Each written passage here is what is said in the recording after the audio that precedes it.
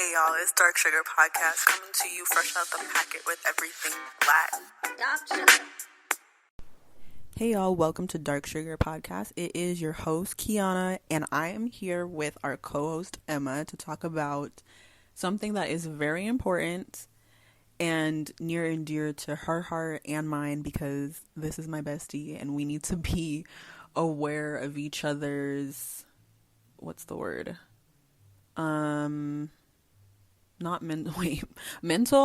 mental differences and struggles, so we can help each other, because I feel like mental health needs to be talked about more in aspects of relationships and friendships, because it helps to know and be aware of, what makes that person tick, how they think differently than you, and what that looks like and how it can affect your relationship. So today we are talking about living with ADHD as an adult.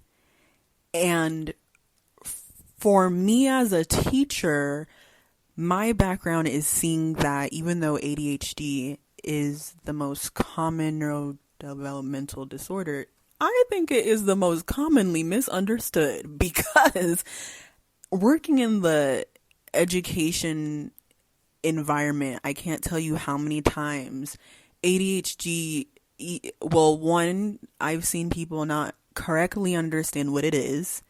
Two, they have such a negative perspective on it, and the perspective doesn't help the child at all. You think, oh, and then the blame is just placed in the wrong place, and it's just very not helpful for children. And I don't have an experience seeing ADHD outside of children until I met Emma, and I feel like it's not talked about enough, because I think one misconception is that you outgrow it. So it's only for kids. You only look at it for kids. So you don't really think about adults having ADHD because it's associated with being hyper, right? You think of hyper kids, which is, one stereotype, but you don't even think of how that can look in adulthood. So I think, having Emma in close proximity to me, learning from her, and being more aware myself has helped me. And even I'm taking that perspective to other people that I know and the classroom. And I just want to thank you for being so open and wanting to talk about it, because I know I've seen the behind the scenes, and it is a struggle and it is hard. So for you to be that open about it, I think is very admirable and important for me. So I want to get into this interview style. Let's go. First question is, how would you describe ADHD to someone who's never heard of it? So, hello everyone. Happy to be here. Happy to share my experience. I just want to first say that I so wish that when I was younger, I would have had more resources, more information, and just more people in general sharing their experience with ADHD, because I think it would have helped me. So I have had a really interesting journey with this, and with coming to terms with this. And I think, just like Kiana was saying, it is something that is so misdiagnosed, so misunderstood, and very overlooked. I think that it's one of the conditions that people think like, oh, well, like you can just take medication and you'll be fine. Or, you can just grow out of it and you won't have to deal with that anymore. Or that it's something that we in some way choose to do or have power over. But so Mayo Clinic defines attention deficit hyperactivity disorder as a chronic condition including attention difficulty, hyperactivity, and impulsiveness. ADHD often begins in childhood and can persist into adulthood. It may contribute to low self-esteem, troubled relationships, and difficulty at school or work. So I very recently actually came across, I'm very deep on ADHD TikTok, which has been helping me to spur different routes in my own learning about ADHD. And I came across a TikTok of this woman who has ADHD, who was describing ADHD as a lack of executive brain function. And I was trying to learn a little bit more about what she was saying.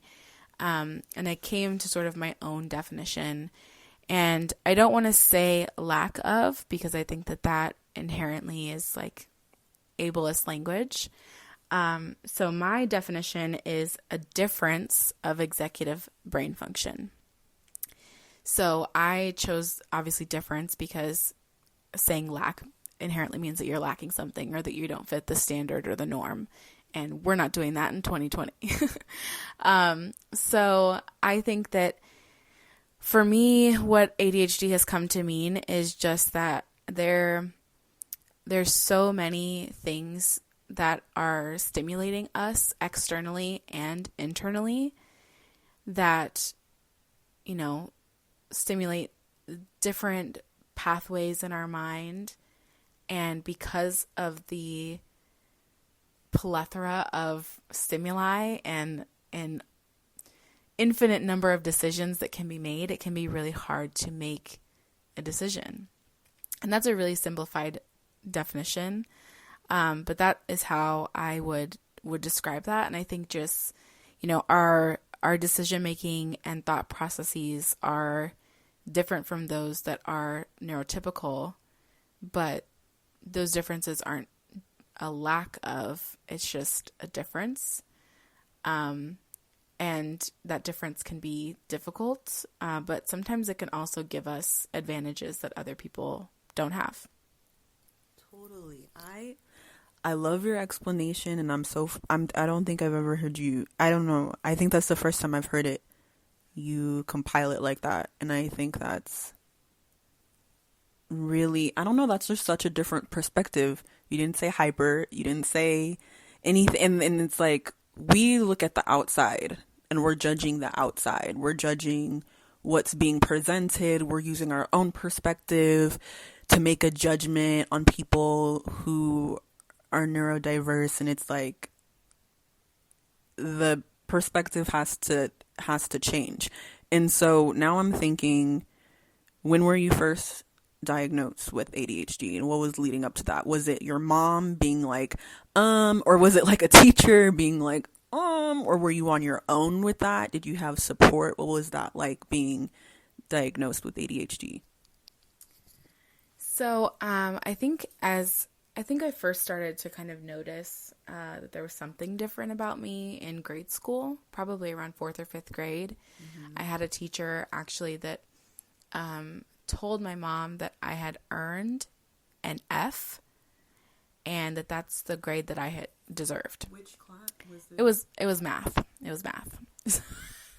So, yeah. And that's like, from a teacher, that's pretty harsh, yeah. Right? Like, you're the teacher, you're supposed to help and encourage your students and help them succeed, right? So I was trying to use the resources that I had at the time. Anyway, math is hard. I don't particularly enjoy math like a lot of other people.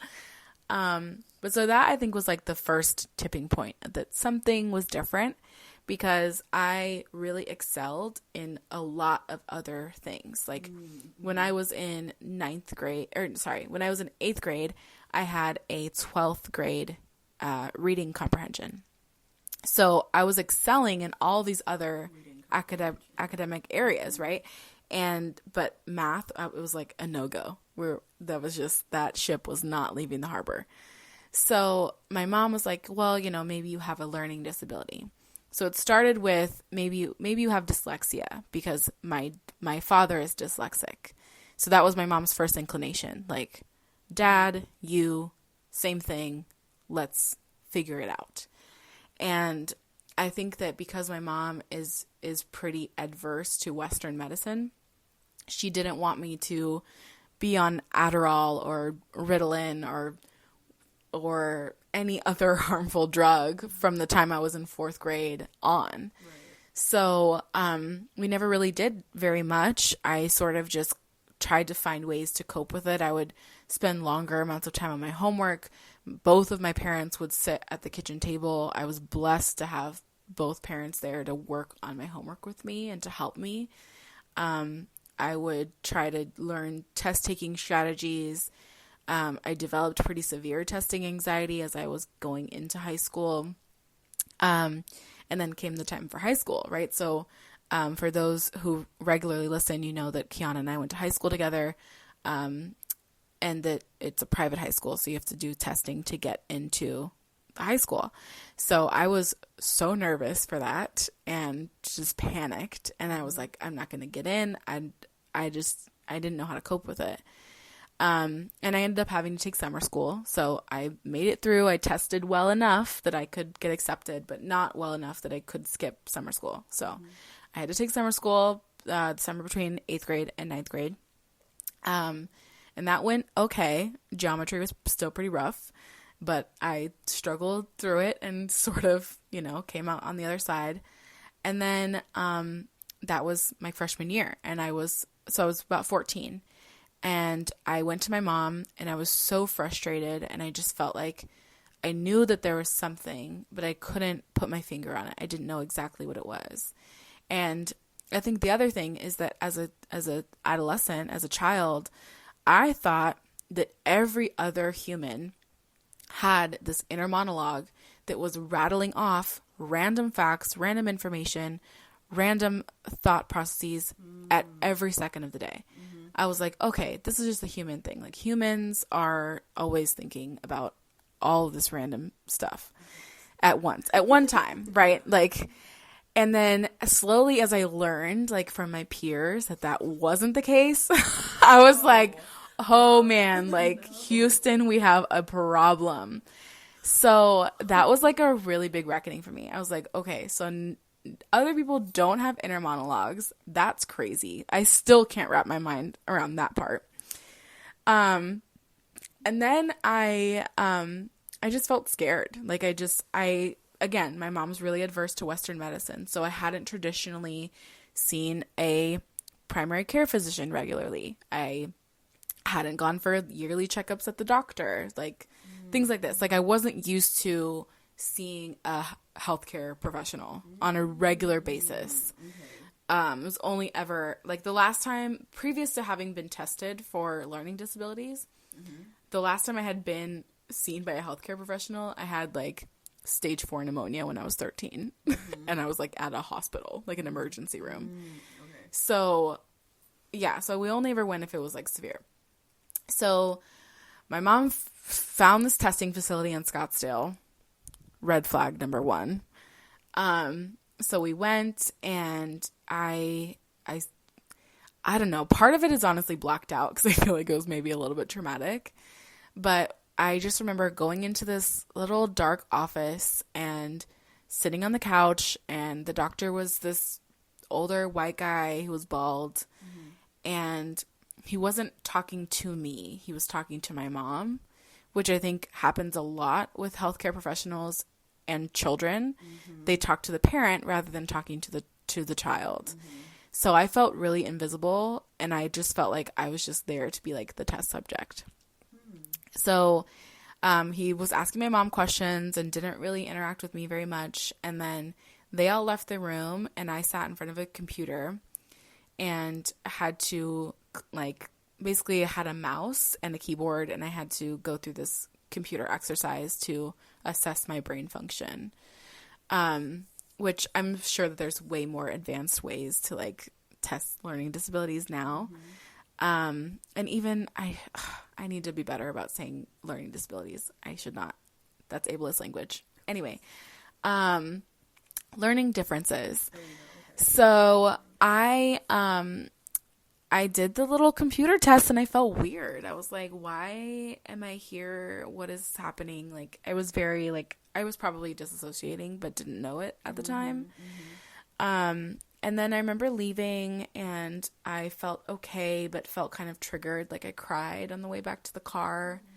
And then I just remember going home, and then I was supposed to go back for another round of testing. So we went back, did another round of testing, and they said, okay, well, we have the diagnosis for you.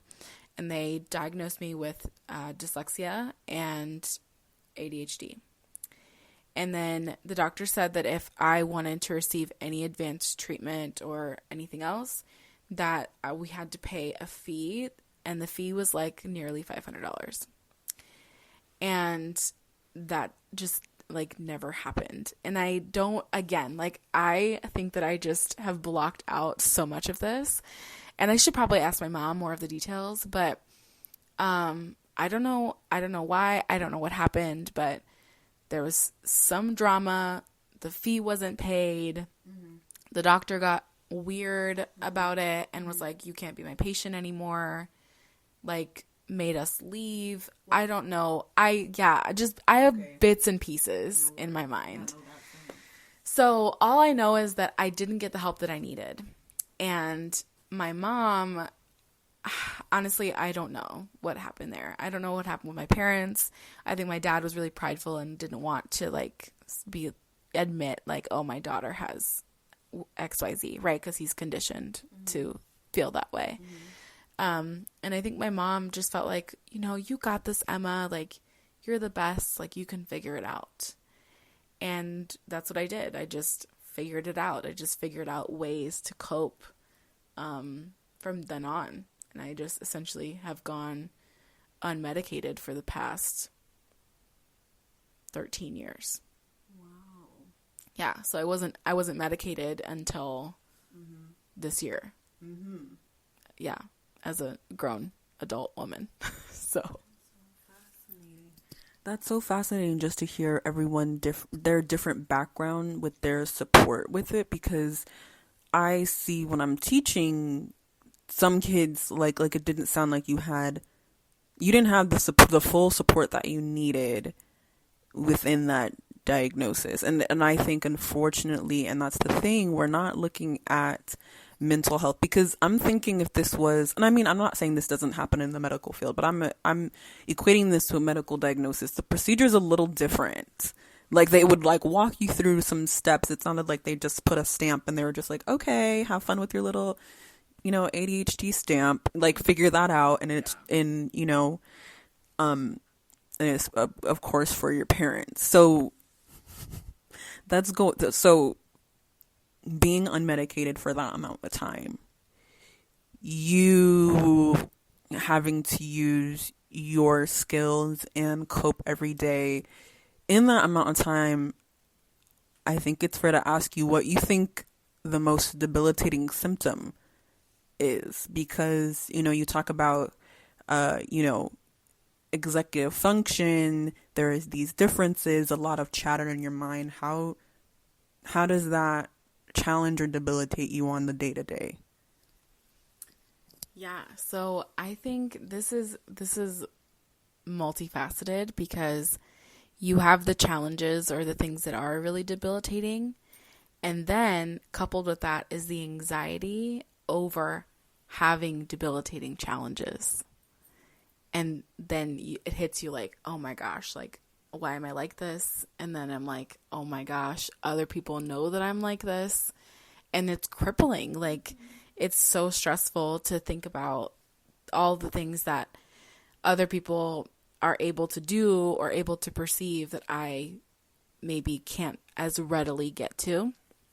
So the thing that I've been learning about the most in the past couple of weeks in my self-reflection and in my own journey, and continuing to learn about how I experience ADHD as an adult woman, is something called RSD, or rejection sensitivity dysphoria. This is new to me, and like, full transparency, I came across this concept by seeing a TikTok video. TikTok is like the new Google for all of us. So I'm still doing some research and still learning about the origins of like who sort of developed out the things around this. But I feel like when I learned about RSD, it connected so many dots for me. And I even came across a video recently of a woman who was crying because she felt so much relief from knowing that other people felt how she felt, as described by RSD. So essentially, from what I have learned so far, rejection sensitivity dysphoria is the feeling that is, so often people with ADHD experience this. It's the feeling of hypersensitivity to rejection as it's related to perceived rejection or actual rejection.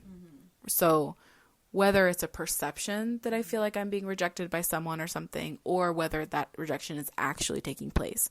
So often coupled with like abandonment issues, trust issues, anxiety, etc. It all feeds into one another. And this is also often why women in particular are misdiagnosed with other things rather than being diagnosed with ADHD. They're treated for depression or they're treated for anxiety. And those are symptoms of the actual root cause and issue. So that's often why they don't get help and why they can go into other things like having psychosis or other related medical issues because they're not being treated properly. So actually right now as we're talking, I'm experiencing a symptom of ADHD. Did you see my face? Yes. So no, you're fine.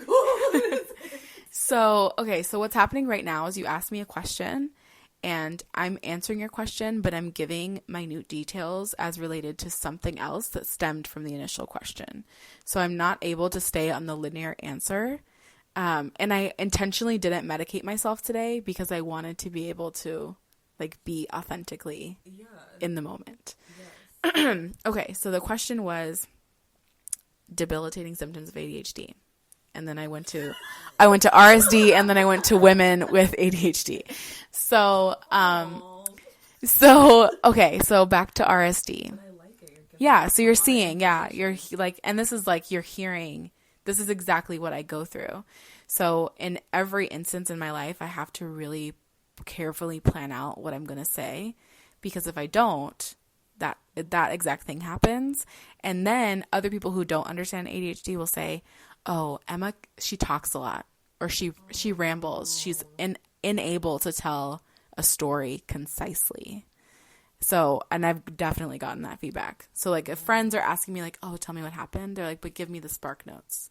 That's always the response from my friends, because they know that I'm going to take a long time to tell these minute details and offshoots of stories, because those details are relevant to my brain because it helps me make sense of the story that I'm telling.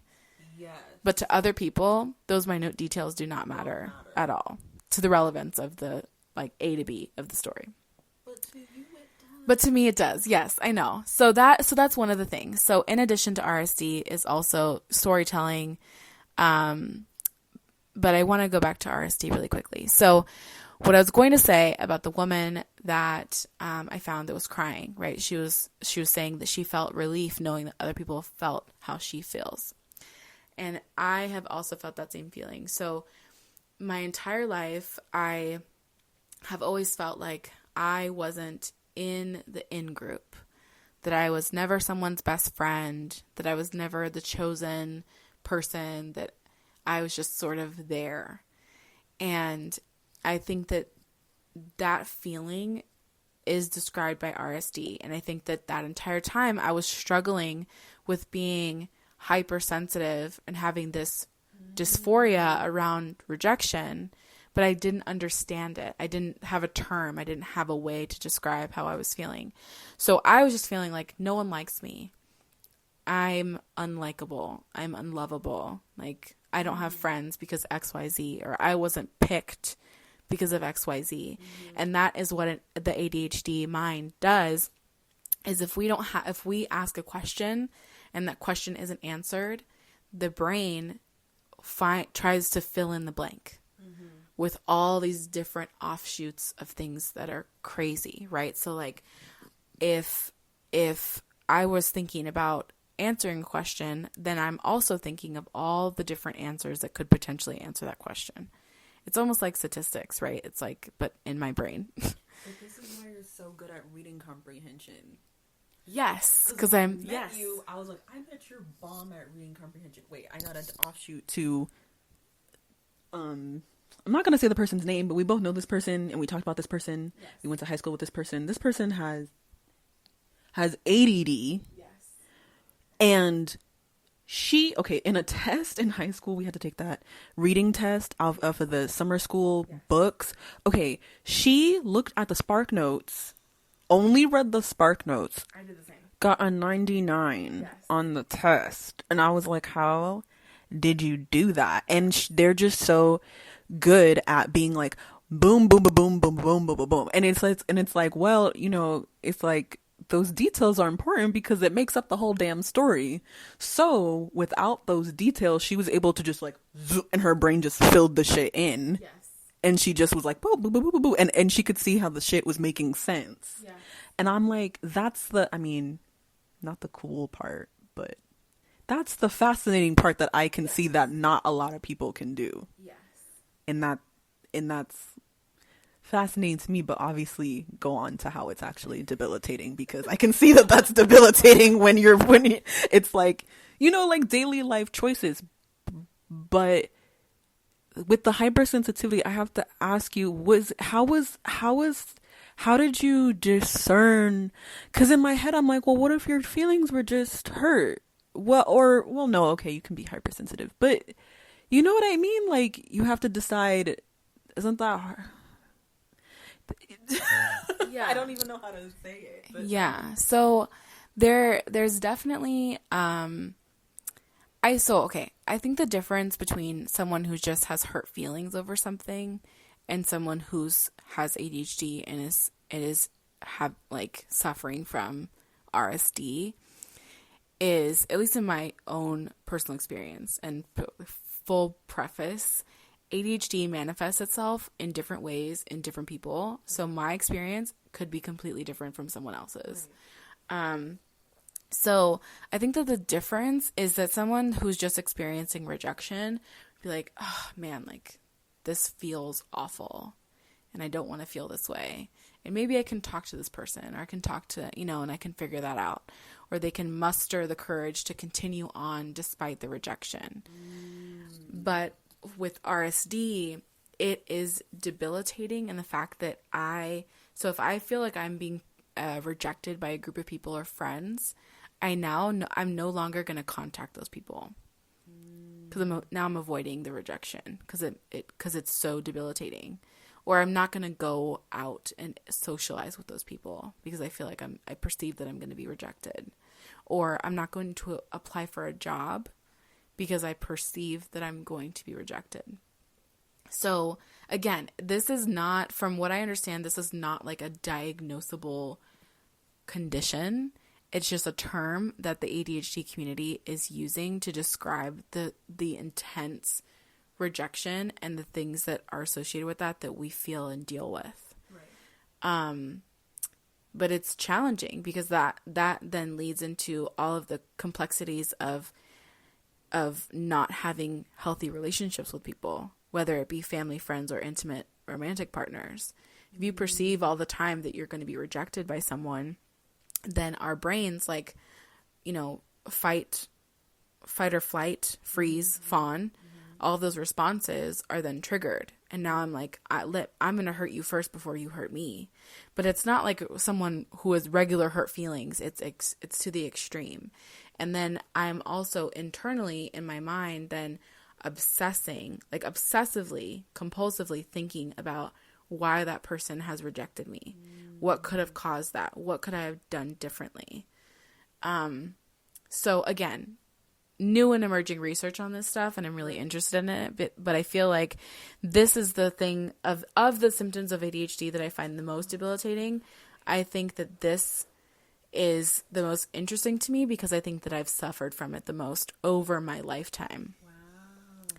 So really quickly, before we move to the next question, I just want to finish stating some other symptoms that I find really debilitating. So I mentioned RSD and I mentioned storytelling. So, retelling of stories is quite difficult. And I think also the other aspect of the storytelling is that there are times where if I'm in a conversation with someone and I just don't have anything to contribute to the conversation or an idea, I just won't say anything. And then people think like, are you listening to me? Like, are we interacting in a conversation? And then I'm like, well, yeah, I'm listening to your story. And they're like, well, you didn't respond to me. And then I'm like, well, I just didn't. You didn't have I didn't have it. cue. Yeah, there was nothing for me to add to that. So, and I don't know, like, sometimes I want to talk a lot, and then sometimes I just don't want to talk at all. Wait. Okay. I feel like there's a term for that, and I'm searching for it. Selective muting? Oh, yes. Maybe. That sounds familiar. Because so I think what stems from that is that once you're self-aware about ADHD, then you're hyper aware about how it manifests. And if you know that you ramble and you talk and that people think that you're a rambler, then I'm going to shut down and I'm going to say, oh, that's nice, period. Because now I'm hypersensitive. I'm hyper aware that I'm talking too much and I don't want to talk too much. So then I just stop. I just don't, so that I'm not rejected. It's all connected. Okay, here's the thing. I noticed that you do that, and I immediately, once you told me you had ADHD, and that I remember we talked about, is it called masking? Yes. And we talked about masking, and then I'm like, oh, okay, I understand, because it seemed I could, and it's a way to survive through society. You're trying to you're just trying to get through the day and be normal. But that really is interesting because, but then it's like, I don't know, I could see how you could be in the middle of like, I talk too much, I don't talk enough, type of thing. But I can feel when you're aware. But I think as a friend, it's like, I have to be mindful, because it's like, I have to be mindful and respect how you're presenting, however you choose to present. I can't just be like, no, too much storytelling, and then be like, come on, Emma, talk more. Like, you know what I mean? However you're... It's inconvenient. Yeah. For me, when you're the one trying to navigate through the situation. And, so wow, that's the most debilitating. And see, I didn't even know that symptom. I'd never even heard of that. I'm learning every day. Yeah. And so I'm wondering how, oh wait, no, you weren't done with you weren't done with the symptoms. Okay, go girl. That just connected with me. I know. I feel how you're feeling. So this goes into the next couple of things I'm going to say. So the last three that I had listed in my notes was low frustration tolerance. So if I'm having some anxiety, or I'm having like heightened awareness of ADHD and how it's present in me in that moment or in that day, I can have low frustration tolerance. So if something's frustrating, I immediately just I can't deal with it. Or it can trigger a reaction in me specifically. Low frustration tolerance can manifest as rage. So if I find something frustrating and I'm feeling particularly anxious or triggered that day, I will have a full episode of rage. And that can be varying things can happen. And then what happens immediately after the episode of rage is just the onset of immense guilt, because I had zero control over the episode of rage. And then I feel guilty that I wasn't able to control myself, or that I even felt that way in the first place. And then it's almost like you black out in that moment, and I just have no idea, like whoever that person was, I don't know her. That was a stranger. So that's pretty bad. And that also impacts interpersonal communication and relationships, because then people are like, well, why are you so angry? And then that can be confused with anger management, or, just being impatient or frustrated or not being able to cope or deal. And certainly I'm not able to really deal with frustrating things. But yeah, so that's one. And then interrupting in conversations. I'm often perceived as being rude or dismissive to other people when I'm speaking to them, particularly strangers, I'll say. Yes, yeah. So I feel like I don't do it with you because we have really positive established communication patterns. But with other people... What do you mean? Hang on. Okay, so I feel like with you, because we have so many conversations where we go back and forth, we have this established pattern that you're going to say what you're going to say, and then I know that I'm going to have my turn to say what I'm going to say. Whereas in another conversation with a different person, I might not have the opportunity to get my thought out before I'm going to forget it, before it leaves my mind. Because there's a window of opportunity when thoughts pop into your mind when you have ADHD. So, so this is like the hyperactive part, right? When people are talking about, oh, my child has ADHD. Okay, so you're saying that they're interrupting you too much. When what in reality, you just need to establish better communication patterns with them so that they know that they're going to be able to actively listen to you, but that they're also going to be able to be heard. So for me, the coping mechanism that I've developed when it comes to interrupting in conversations, and it's the craziest thing. It's like literally like a light bulb goes off in my brain and I have to immediately say it out loud.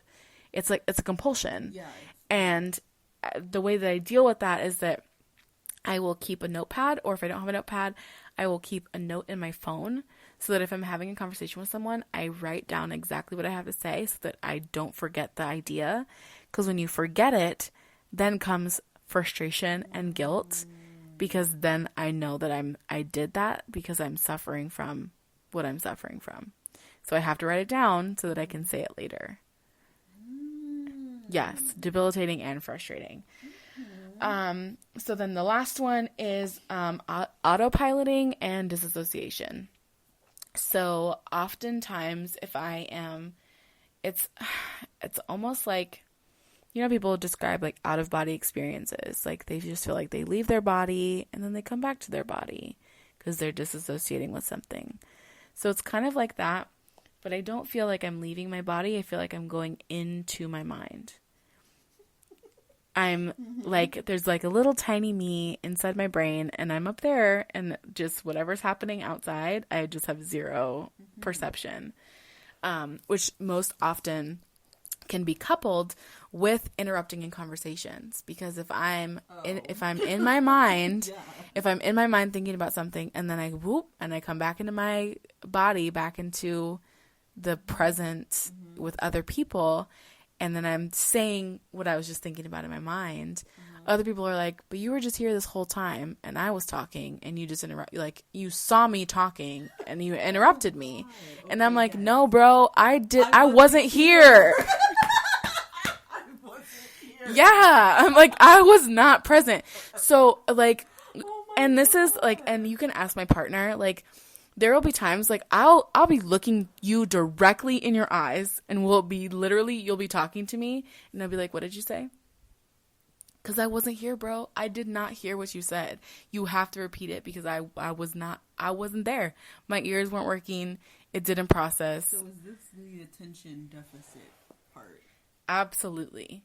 But again, I don't think that it's a deficit. I just think, I don't know, maybe, yeah, like I'm just not here. Yeah, the attention's just elsewhere. Yeah, so I think, so if you or somebody you love have ADHD, or you're communicating with someone with ADHD rather, the important thing to do is to ask them, are you here right now?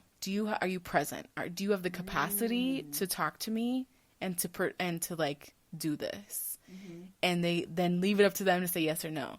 And I'll tell you, like, no, I don't. Like, I can't listen to you right now.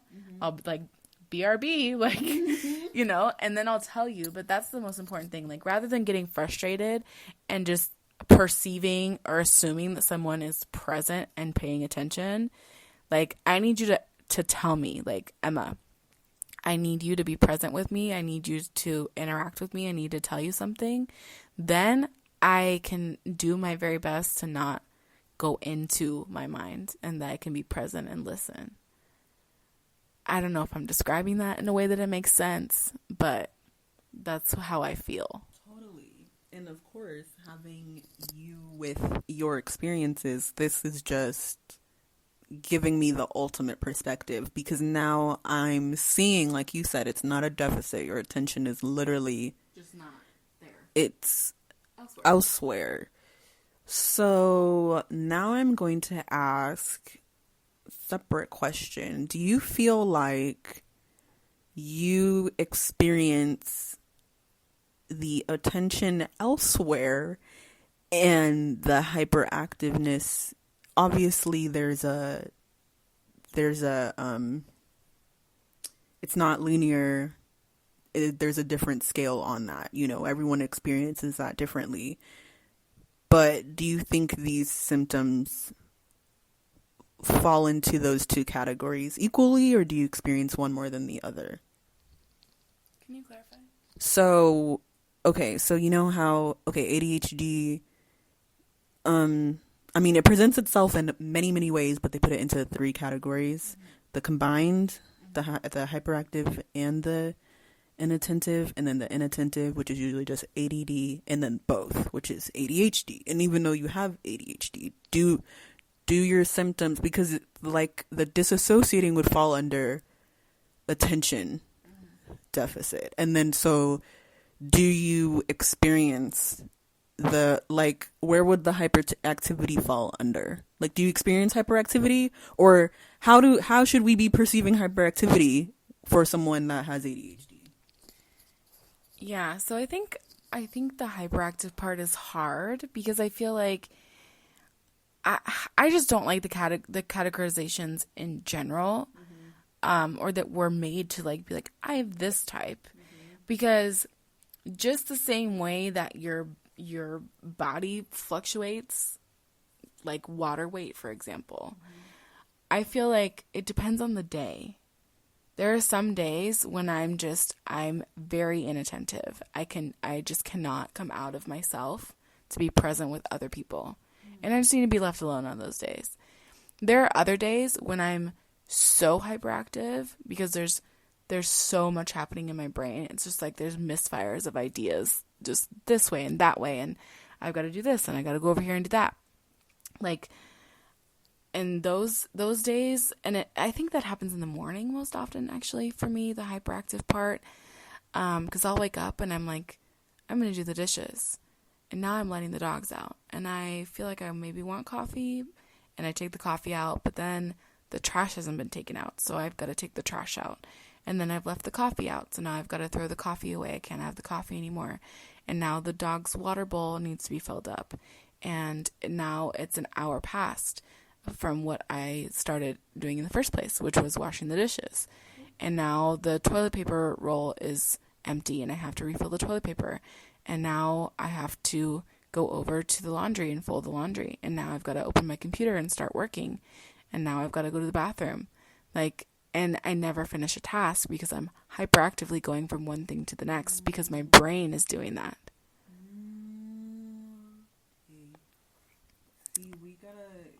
So, okay, so imagine if so when you have an itch, right, it's just like a primal instinct, like you scratch your itch, like you'd reach over and just like scratch that part of your arm because your brain just literally told you to do that. So in my brain, it's like, take the trash out, feed yourself, did you pay that bill? So instead of like giving myself time to complete that immediate task, I'm going from one thing to the next without being able to stop and pause and like put a period at the end. And I think with the attention or inattentive, or, you know, what is described as a deficit, I would describe it to other people as, let's say a group of friends is over at your house and they're at your dining table and they're having a conversation about going on a camping trip. And you're in the conversation, you're like, yeah, this is great. We're going to go on a camping trip together. It's going to be wonderful. And now they're planning the details. And you get up and you walk into the bathroom. You go to the bathroom. While you're in the bathroom, you think, oh man, like, after this camping trip, how dope would it be if we went roller skating? Like, and then you get on the kick for roller skating, and then you come back into the room with all of your friends, and you say, you guys, we should go roller skating. And everyone looks up at you, and they're like, wow, that's random as fuck, because we were just talking about camping. And you're like, yeah, but while I was in the bathroom, I thought it would be really cool that we go roller skating. So this is what's happening in my mind. Everyone else is experiencing a different reality, and I'm like, in my mind, I've already reached all of the outcomes of what we're talking about. So I've basically already had the conversation with myself. I've already finished the conversation. I was about to say, you're Yeah. over that. And Yeah. you're on to the next. I've already finished the conversation. I'm on to the next thing. But everyone else isn't just yet. And that's so my description of that little scenario is like what I feel like mentally. So me going into the bathroom is me going into my mind. I'm still sitting at the table. We're still talking about camping, but I'm in my mind having a completely different thought process about other things that would be fun to do, or whether I paid the water bill or not, or if my car needs gas. Random. No control over it. It just happens that way. That's interesting. I think, yeah, that I just really appreciate your perspective and the explanations, because people need to understand what it's like on the inside. We have to remember that we're judging the outside presentation, and half the time we're wrong. And then that goes into some coping skills that you've established for yourself for the day to day. Because I know how Emma got her toes in 10 things, y'all. She's doing it all, and sometimes it's shocking to remember that. I mean, not shocking. It's very encouraging, admirable, surprising to remember that you have ADHD. Because I mean, you just explained how debilitating it is, and then as I sit here in your house and think about all the things you accomplish, I'm like, well, god damn, like how did we come to this? So I know that takes a lot of strength. So hopefully you can share some daily coping skills. Yeah, so I think what I've used to my advantage is the creativity that comes from ADHD. Because we're always in our minds and always thinking about different outcomes and different things, I am totally an initiator. I'm totally the person, like, if you need an idea for something, I am about that. You want it generated, I will generate it. And people are often surprised by my ability to create things so quickly. And I think to them, they're like, oh man, like that took 5 minutes. And to me, it took like a nanosecond in my mind. Like I already got there. So I think I've really used that and leveraged that to my advantage. But really, I think the ways in which I cope is, number one, trying to do my best to explain what I feel to others.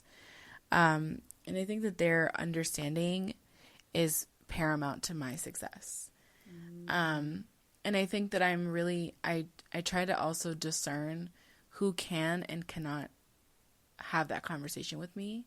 So I think there are a lot of people that don't understand, and I have to avoid experiencing RSD by not having that conversation. So there's a lot of things that go into like discerning who I share that conversation with.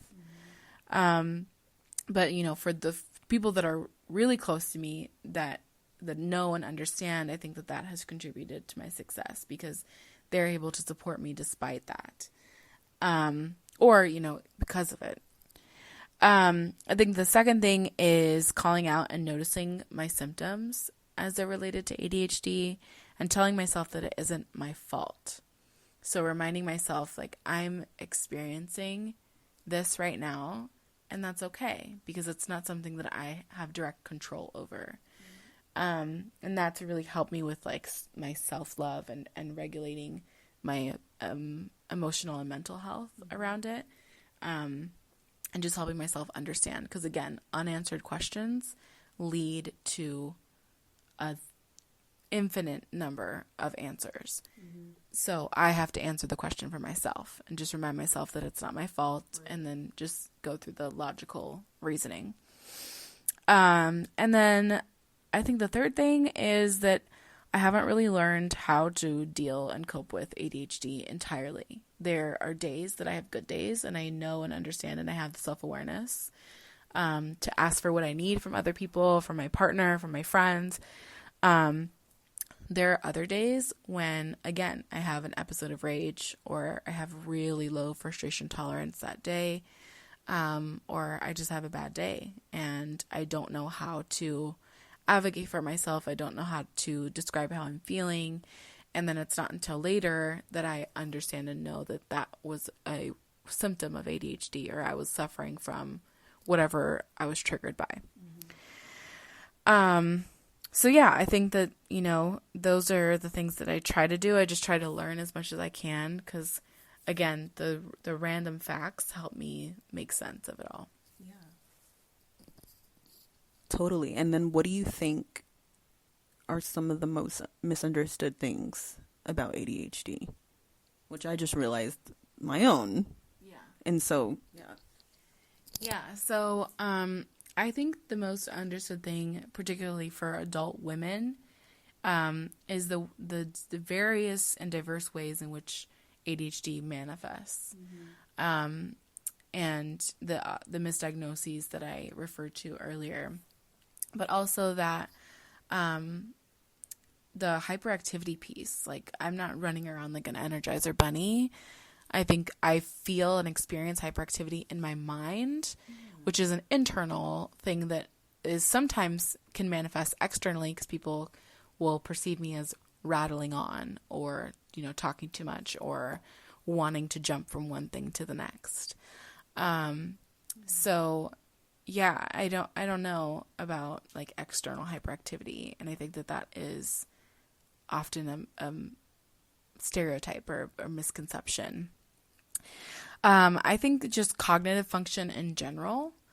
I think that there are a lot of misunderstandings about cognitive function in people that have ADHD. I think people think that we're just like high functioning, and that we're just a little different, and we just have different whatever. I will say that when it comes to learning, or like a learning difference, that verbal instructions and auditory learning is nearly impossible for me. I have to see things, because if it's auditory, or you're telling me something verbally and I'm in my mind, right? I'm not present to hear what you're saying, or to even absorb that information. So I have to see things and look at them and be able to go back in order to truly understand. And I think that we have to ask sometimes very minuscule questions, random details that are seemingly insignificant to other people. And I think that's another misconception, is that they're like, well, why does that matter? Like, that's so random. Why do you care? But again, like, for my mind, I have to ask those questions in order to connect the dots for the story in my mind. And that, we're in a sense creating pathways in our brains to memory, so that we can recall information at a later time. And other people just think that we're being random. So that's a struggle, like I then have to explain like why I care that your pair of shoes was purchased at a certain store. When in reality, like in the very deep parts of my mind, I'm connecting all different kinds of things. I'm thinking about, why did you purchase your shoes there? Like, was there a sale? Like, do I need to know about the sale so I can buy shoes?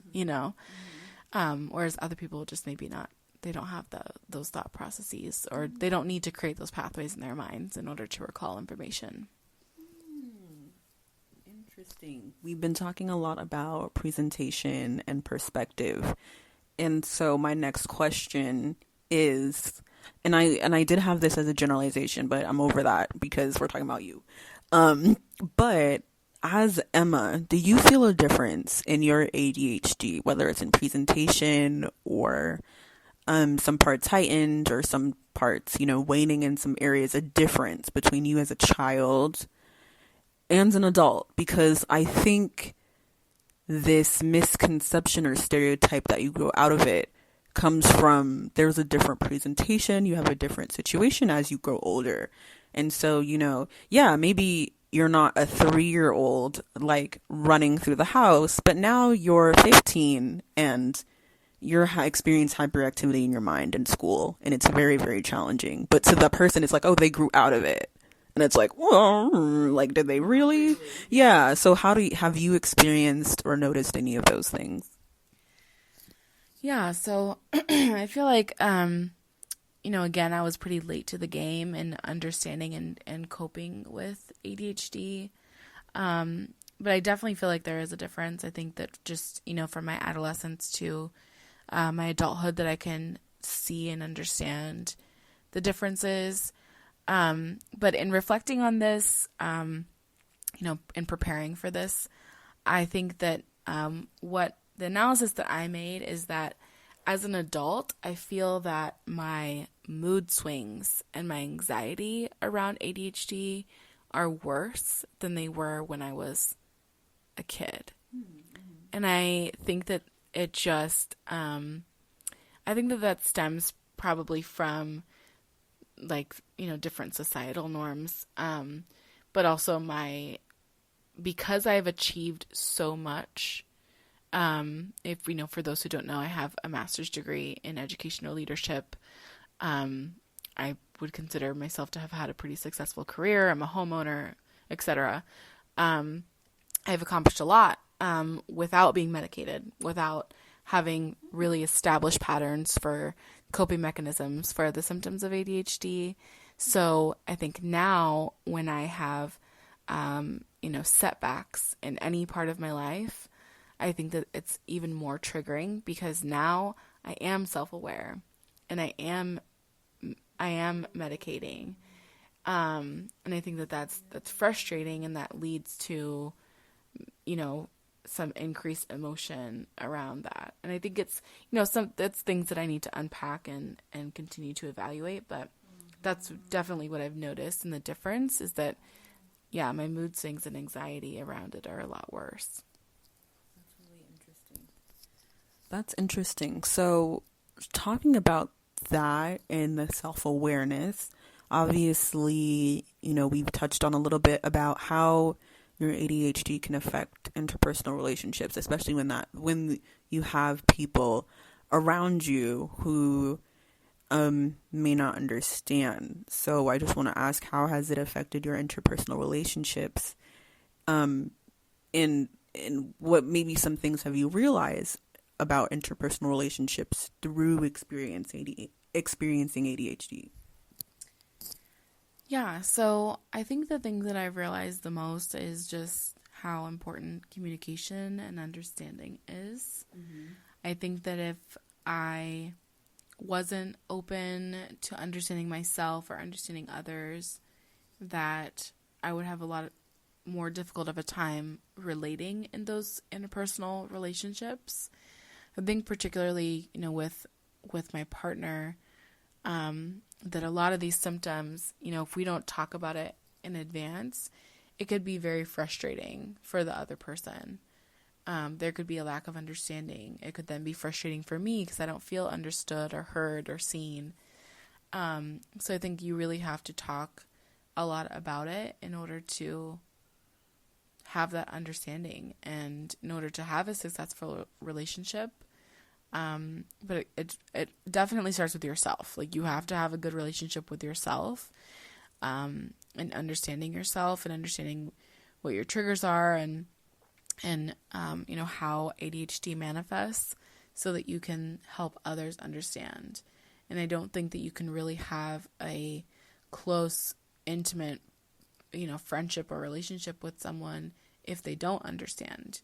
Because, if you're in your mind so much, you feel isolated, then you're not really as readily able to connect with other people in the way that you should. Yeah, totally. Self-awareness is key. And I'm thinking about, okay, why am I starting to get emotional? What's happening? Nothing. I was just about to like do this long, okay, whatever, I'm going to do this little monologue. I'm thinking about little Emma in school struggling, and you just like really needed, like after that doctor's appointment, when you got diagnosed, you really needed someone to, well, you needed the doctor to talk to you, but you really needed someone after to be like, hey, it's okay, da da da da da, you know. And so I see that all the time in kids where it's like they're not having the right support system. So for adults who are working with children, adults who have family members or their own children who are having challenges with ADHD because they're not being supported, what is something that an adult in proximity to a child with ADHD, some things that they should know and be mindful of? Yeah, so I think the biggest thing is that they are likely confused. They may not have the self-awareness to know or understand what they're experiencing, just the same way I didn't. Like I had no way of describing. I didn't have the language to interpret and to communicate what I was feeling. And that the manifestation of their ADHD can be different and can change as they get older. So regular communication about how everyone's feeling is very important. If you're not regularly communicating and you're operating on a old set of information or experiences, that could be triggering to someone. And also, we are also, as we're getting older and you're having your experiences with ADHD, you're still going through personal growth. You're still having self-awareness. Like I know about myself, right? But that doesn't mean that we're going to be perfect all the time or that we're going to have the opportunity to change even. So just knowing like that you have to be patient, you have to help them understand what they're experiencing, listen to what they have to say, and then just do your best to develop pathways to help them cope on a daily basis. So whether that is putting important things in the same places. So organization is key. So having, key hook or a backpack rack or, a shoe rack to put your shoes in the same place. Helping them to fold and put away their laundry. Things have to have their place. And then those systems in the immediate day-to-day life will then have impacts later in life or in their mental organization as well. And I think, just when they ask questions, you have to answer them directly and concisely and clearly, no matter how random it is, no matter how forward or weird or awkward, you just need to answer it. And I know parents can sometimes get frustrated because their kids ask them like 1,001 questions. But again, like just the same, people with ADHD are trying to make sense of the things that they're seeing and experiencing and hearing. And if we don't have the answers to do that, then again, our brains will find an answer. Might not be the right one, but they'll find one. So answer questions, no matter how awkward or weird or random. It's also important to, obviously learn and set boundaries. Like they need their own boundaries. Of course, parents, friends, loved ones need boundaries as well. But yeah, I think that's really key. It's just, try to answer questions when you can. If you can't answer questions at that time, or you're setting a boundary of your own capacity as a parent or a teacher or whatever, you just need to say something like, you know what, Emma, I can't answer that question for you right now, but I will be able to answer it at this time or on this day or 20 minutes from now. because also, our brains function it's happening right now, or it's happening later. Yeah. So if it's not happening right this second, I need to know when it's going to happen later.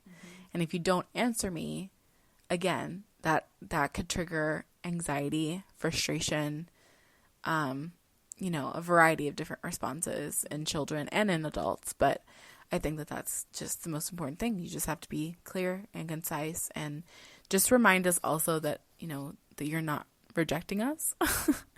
Especially children experience rejection vastly different from adults. So it's really important.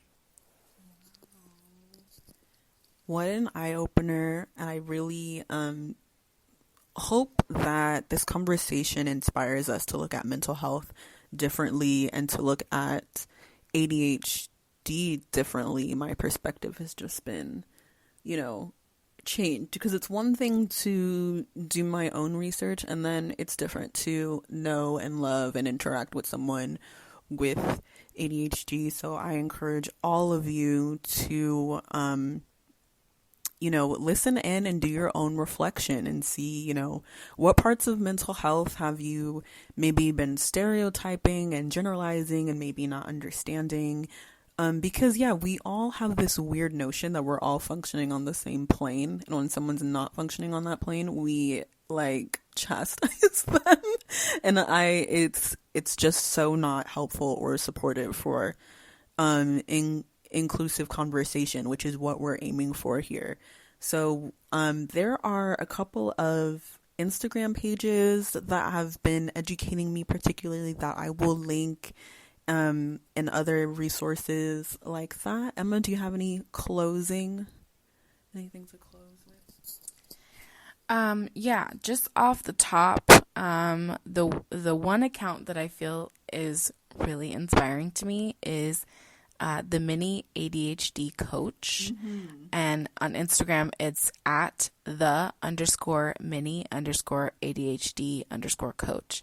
And she does these really cute little graphics that are just really inspirational, and also really good at describing how I feel with ADHD, but also I feel like her graphics are really good at describing it to other people, to help other people understand. So I just encourage everyone, do some research, dig in a little bit deeper. I'm always open for questions, and just understand that everyone is on their own journey and trying to survive and thrive just like everyone else. But we just need to reach out and understand and help each other a little bit more.